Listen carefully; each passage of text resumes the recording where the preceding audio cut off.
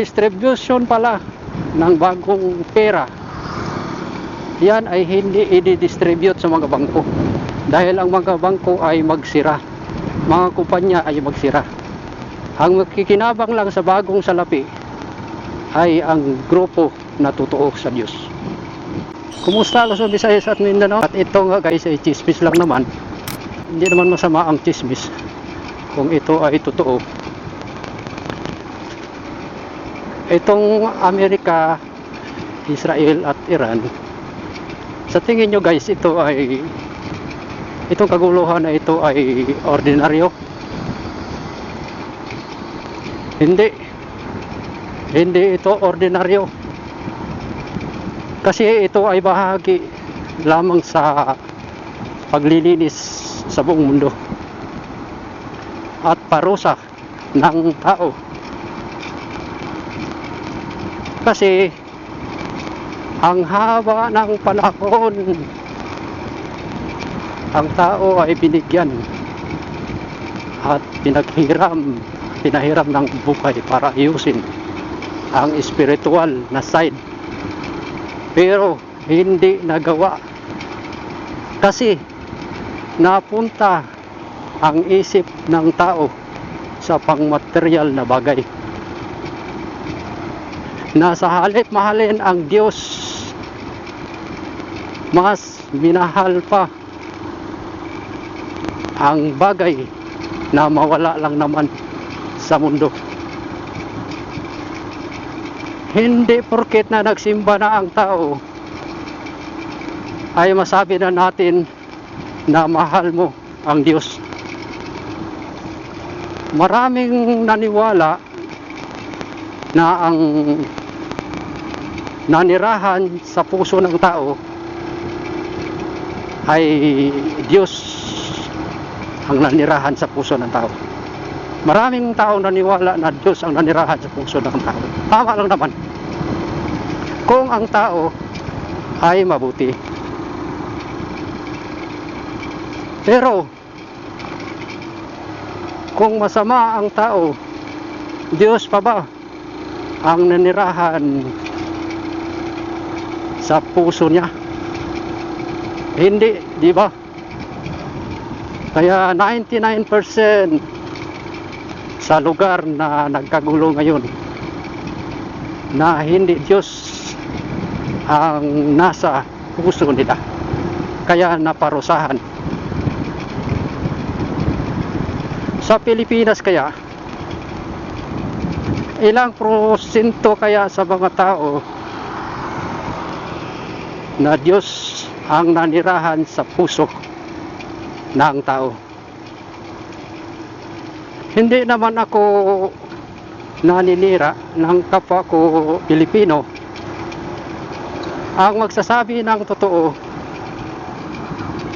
ay hindi naman paninira. Mas maganda kasi yung nagsasabi ka ng totoo, kasi yun naman ang dapat.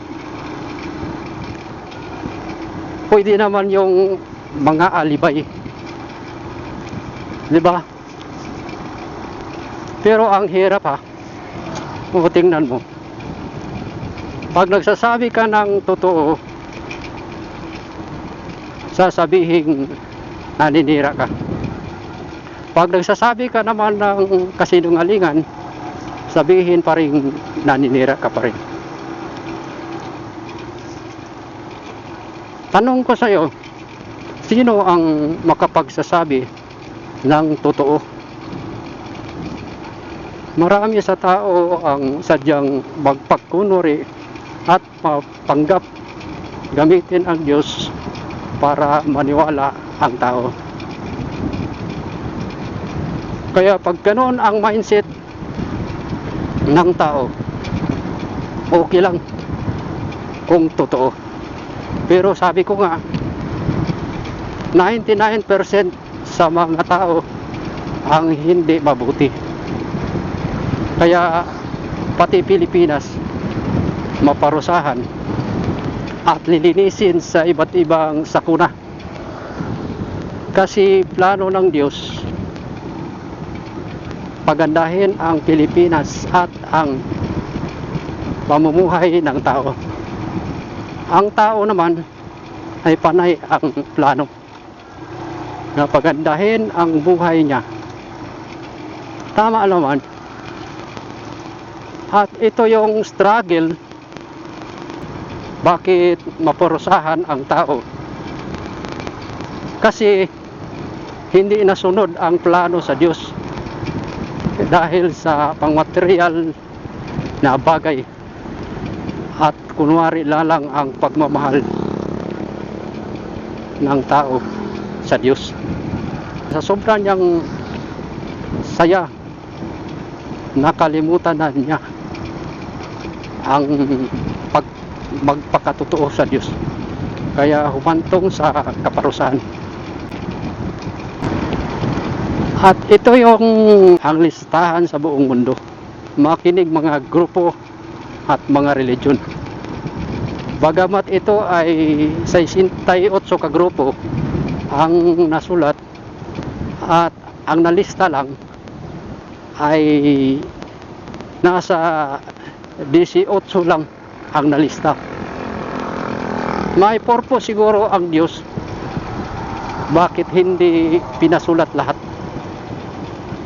Sa 18 ka grupo, number 1, Lupasog Empire, grupo ni Queen Helen Elizabeth III. Grupo ng mahal na reyna. 300 lang katao ang napili at totoo sa Diyos. Pangalawa, KOGC, Kingdom of Jesus Christ, grupo ni Pastor Apollo Kibuloy. 11 lang katao, 11 katao lang ang totoo sa Diyos. Pangatlo, grupo ni Lolo Adriano de la Concepcion, 4 lang katao ang totoo sa Diyos. 2 ang bata at 2 ang matanda. Pang-4, Pilemon Oria Bonanza, 89 katao lang ang totoo sa Diyos. Pang-5, Robinian kay Vinci Icleo, 28 lang katao ang totoo sa Diyos. Pang-6, PBME, 4 katao lang ang totoo sa Diyos. Pang-7, El Shaddai, 84 katao ang totoo sa Diyos. Pang-8, grupo ni Gwendolyn Icleo, 61 katao ang totoo sa Diyos.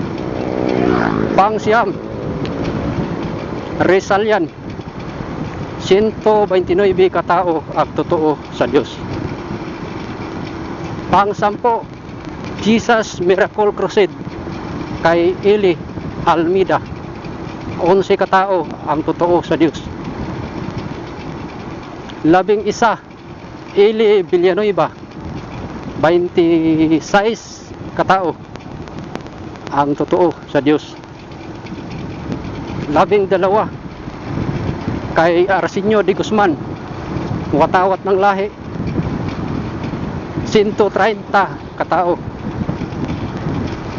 13, Reverend Argalo, 26 katao. 14, Reverend Anastasio Balasi, 56 katao. 15, Dr. Rodi Trigo, 26 katao. 16, Seventh-day Adventist or Sabadista, 28 katao ang totoo sa Diyos. 17, Filipinista, 64 katao ang totoo sa Diyos. Pang-18, Aglipay, 126 katao ang totoo sa Diyos. Yan ang bilang sa isang dakot na lugaw. Mas matindi ito. Parang tinamaan ang buong mundo ng matinding sakuna. Ito ang Holy Spirit ang may gusto nito. Sana makinig pa siya sa kahilingan ng tao. Kapag ama kasi ang magdisiplina, ay matindi talaga. Parang isang anak mo lang din yan. Parang isang anak mo lang din yan.